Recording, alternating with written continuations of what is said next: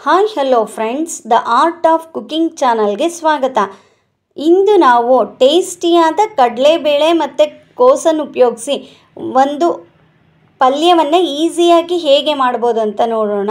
ಅದಕ್ಕೆ ಬೇಕಾದ ಪದಾರ್ಥಗಳು: ತೊಳೆದು ಚಿಕ್ಕದಾಗಿ ಹೆಚ್ಚಿಟ್ಕೊಂಡಿರುವಂಥ ಕೋಸು, ನೆನೆಸಿಟ್ಟಿರುವ ಕಡಲೆಬೇಳೆ, ಈರುಳ್ಳಿ, ನಿಂಬೆ ರಸ, ಕೊತ್ತಂಬರಿ ಸೊಪ್ಪು, ಹಸಿಮೆಣಸು, ತೆಂಗಿನ ತುರಿ ಮತ್ತು ಒಗ್ಗರಣೆ ಸಾಮಾನುಗಳು.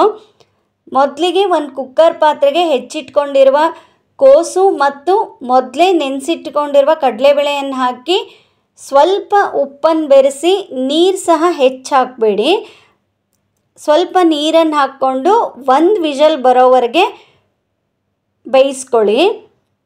ಕಡಲೆಬೇಳೆ ಮತ್ತು ಕೋಸನ್ನು ಹಾಗೆ ಸಹ ಬೇಯಿಸ್ಕೋಬೋದು. ಹೀಗೆ ಕುಕ್ಕರಲ್ಲಿ ಬೇಯಿಸೋದ್ರಿಂದ ಟೈಮ್ ಸೇವ್ ಆಗುತ್ತೆ.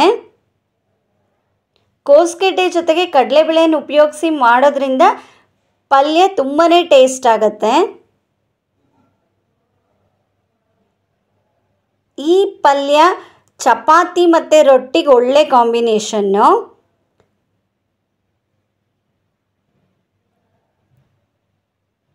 ನಂತರ ಬಾಣಲಿಗೆ 2ರಿಂದ 3 ಸ್ಪೂನಷ್ಟು ಎಣ್ಣೆಯನ್ನು ಹಾಕ್ಕೊಂಡು ಸ್ವಲ್ಪ ಸಾಸಿವೆ, ಜೀರಿಗೆ, ಕಡಲೆಬೇಳೆ, ಉದ್ದಿನಬೇಳೆ, ಹಸಿಮೆಣಸು ಹಾಗೂ ಅರಿಶಿಣವನ್ನು ಹಾಕ್ಕೊಂಡು ಒಂದು ಒಗ್ಗರಣೆ ಮಾಡ್ಕೊಳ್ಳಿ.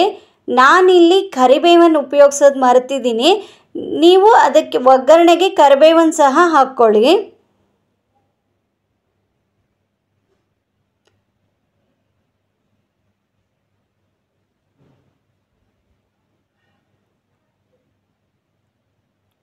ಕೋಸು ಮತ್ತು ಕಡಲೆಬೇಳೆ ಬೇಯಿಸಿದ ನೀರು ಜಾಸ್ತಿ ಇದ್ದರೆ ಆ ನೀರನ್ನು ನಾವು ರಸಮ್ ಅಥವಾ ಸಾಂಬಾರಿಗೆ ಸಹ ಉಪಯೋಗಿಸ್ಕೋಬೋದು.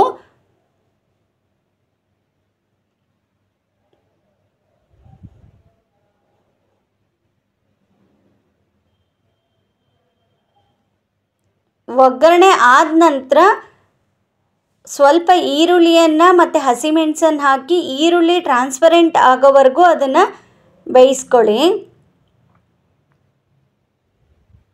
ಬೇಕಿದ್ದರೆ ಟೊಮೆಟೊ ಸಹ ಉಪಯೋಗಿಸ್ಕೋಬೋದು. ನಾನಿಲ್ಲಿ ಟೊಮೆಟೊ ಬದಲಾಗಿ ನಿಂಬೆ ರಸ ಉಪಯೋಗಿಸ್ಕೊಂಡಿದ್ದೀನಿ. ಈರುಳ್ಳಿ ಕಂದು ಬಣ್ಣಕ್ಕೆ ಬಂದ ನಂತರ ಬೆಂದಿರುವ ಕೋಸು ಮತ್ತು ಕಡಲೆಬೇಳೆಯನ್ನು ಹಾಕ್ಕೊಂಡು ಚೆನ್ನಾಗಿ ಕೈ ಆಡಿಸಿ. ಇದೇ ಸಮಯದಲ್ಲಿ ಸ್ವಲ್ಪ ತೆಂಗಿನ ತುರಿ ಹಾಗೂ ಉಪ್ಪನ್ನು ಹಾಕ್ಕೊಂಡು ಮಿನಿಮಮ್ 2 ನಿಮಿಷಗಳ ಕಾಲ ಬೇಯಿಸಿದರೆ ಸಾಕಾಗುತ್ತೆ. ಆಲ್ರೆಡಿ ನಾವು ಒಂದು ವಿಷಲ್ ಮಾಡಿಸ್ಕೊಂಡಿರೋದ್ರಿಂದ ಹೆಚ್ಚು ಬೇಯಿಸೋ ಅವಶ್ಯಕತೆ ಇಲ್ಲ.